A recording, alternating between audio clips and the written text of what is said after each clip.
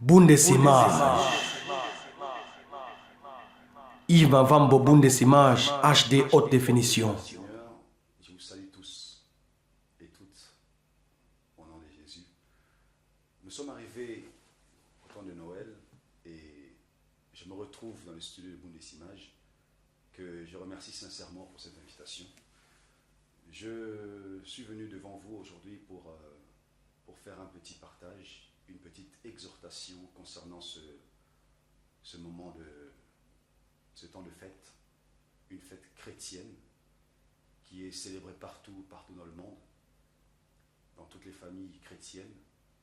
Et même certains païens aussi, ils sont influencés à faire des cadeaux sans même s'en rendre compte de l'importance de cette fête, de l'importance de ce jour. Pourquoi? Parce qu'il y a un Dieu, il y a un Dieu glorieux, un Dieu puissant, un Dieu d'amour, un Dieu éternel, un Dieu incomparable qui a pris l'initiative, il y a de cela à peu près 2000 ans, à ce qu'il vienne récupérer les personnes qu'il a créées à son image. Et je suis réellement frappé de voir que beaucoup de gens, beaucoup de personnes préfèrent mieux célébrer soit des sapins, célébrer le Père Noël, manger des chocolats. Je ne dis pas que c'est mauvais, mais sans réellement se rendre compte de ce que le Dieu d'amour a fait, de ce que Jésus-Christ a fait. Et c'est ça qui me fait le plus mal. C'est ça que je demanderais à plusieurs d'entre vous, si vous avez l'occasion, si vous avez vraiment la compassion dans vos cœurs pour ces personnes qui ne connaissent pas encore Jésus-Christ, de pouvoir leur expliquer réellement c'est quoi Noël, de pouvoir leur expliquer réellement ce que ce Dieu de gloire a fait.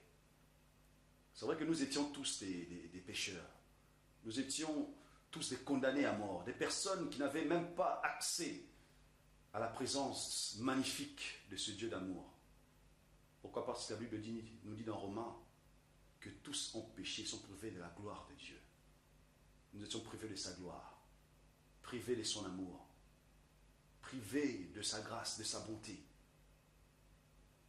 Mais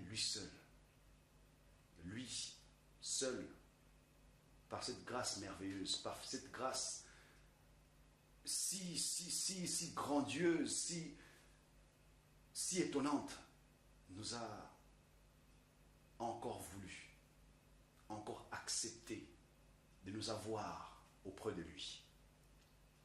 C'est pour ça que je voudrais que cette étoile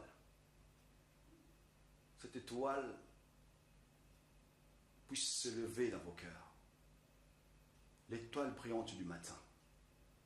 La Bible nous dit dans 2 Pierre au chapitre 1er au verset 19, jusqu'à ce que le jour vienne apparaître et que l'étoile du matin se lève dans vos cœurs. C'est vrai que ce n'est pas l'étoile que les mages ont suivie que vous devez suivre.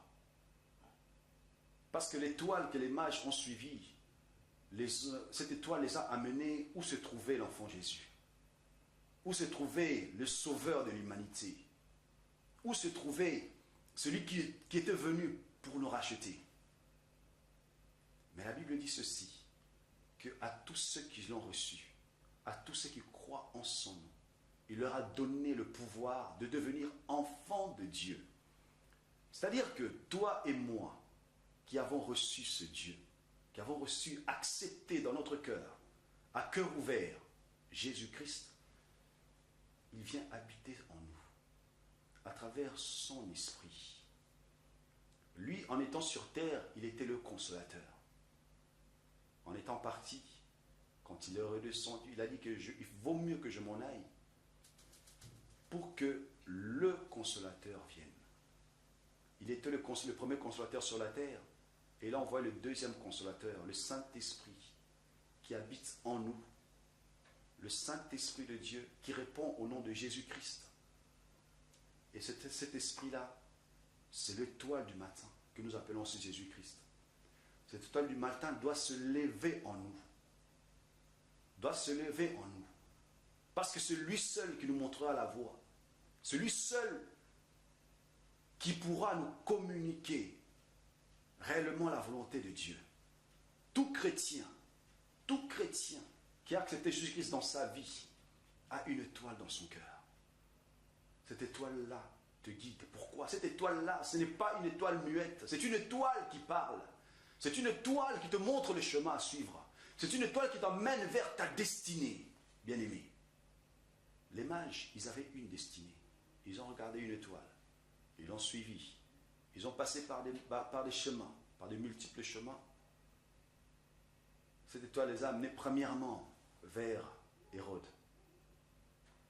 C'est vrai que on pourrait dire peut-être que l'étoile s'est trompée de chemin. Mais il ne s'est pas trompé des chemins. Mais je te dis, Dieu permettra que beaucoup de personnes, même ceux qui t'aiment, même ceux qui ne t'aiment pas, qui puissent constater que tu as une étoile en toi, que tu portes Jésus-Christ en toi, tu portes le roi des rois en toi, et que tu n'es pas comme les autres. En étant passé par là, il ne s'est pas trompé de chemin. L'étoile est réapparue et les a amenés où se trouvait Jésus-Christ. Chaque personne dans ce monde, chaque personne, chaque chrétien dans ce monde a un but précis. Mais la seule personne qui connaît où se trouve, où tu dois aller pour être heureux, c'est le Seigneur de gloire, c'est Jésus-Christ de Nazareth, en qui nous devons toute notre adoration. Et ce Dieu-là, aujourd'hui, il va encore prendre la place dans ton cœur. Il va encore être le premier dans ton cœur. Parce qu'il connaît ton besoin. Il connaît ce que ton cœur a besoin. Il connaît ce qui est bien pour toi. Il sait tes faiblesses. Et il veut te le fortifier. Il veut te fortifier, te rendre fort par rapport à tes faiblesses. Je demande aussi à ce que ton adoration soit une adoration parfaite envers ces dieux. Remercie-le pour l'œuvre qu'il a accomplie pendant ce temps de Noël. Remercie-le sincèrement. Adore-le.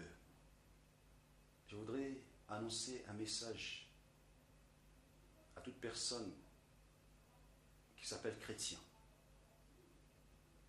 Noël, c'est une fête pour nous. Et je te supplie de tout cœur, parce que vous-même, vous savez que nous avons perdu beaucoup de gens. Beaucoup de nos frères, beaucoup de nos sœurs, beaucoup de nos petits frères, petites sœurs, de nos parents, de nos proches. Dieu seul sait où ils sont.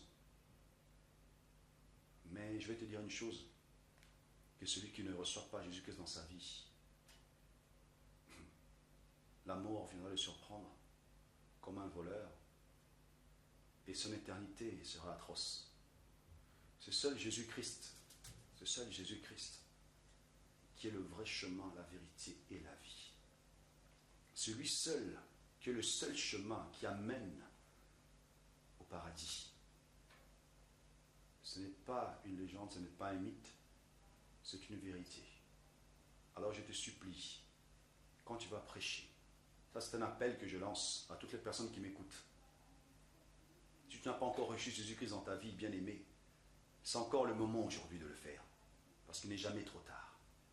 Ouvre ton cœur, accepte-le dans ta vie. Il changera ta vie. Noël, c'est une fête de joie, parce que c'était notre libération.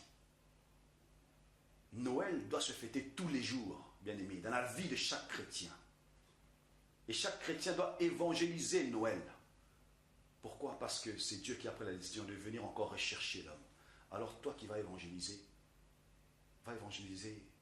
en ayant compassion des personnes à qui tu vas offrir Jésus-Christ. Parce que je pense que tous les cadeaux de ce monde, on peut les offrir. Ça peut nous coûter de l'argent. Ça nous coûte même beaucoup d'argent. N'importe quel cadeau, que ce soit portable, que ce soit vêtements, que ce soit je ne sais pas quoi. Mais il y a un cadeau gratuit. Il y a un cadeau gratuit qui ne coûte rien du tout. Que chaque personne peut recevoir chaque personne dans ce monde peut recevoir et qui peut changer notre existence au même instant, c'est Jésus-Christ. Alors va offrir Jésus-Christ à ton entourage, aux personnes que tu aimes, aux personnes que tu considères, aux personnes qui sont perdues, afin qu'ils puissent encore vivre heureux, heureuses sur cette terre. Je lance encore un autre appel à beaucoup de personnes qui... Dieu m'a révélé beaucoup de choses concernant les serviteurs et les servantes de Dieu. Ce n'est pas la consécration qui fait un serviteur de Dieu. Mais il faut avoir un appel divin. Une personne, il faut avoir un appel divin. Il faut être consacré par Dieu premièrement. Et il faut surtout connaître la personne que toi tu sers, homme de Dieu. C'est très malheureux de voir des serviteurs et des servantes de Dieu qui ne savent même pas où emmener les enfants de Dieu, qui ne connaissent même pas leur place dans le christianisme, des personnes qui sont en train d'aveugler des enfants de Dieu, des personnes qui cherchent, ils sont en train de les aveugler par des visions démoniaques, sataniques. Ça fait très mal. Bien aimé, l'âme d'une personne est très chère. Il y a un Dieu qui a donné sa vie pour sauver les âmes.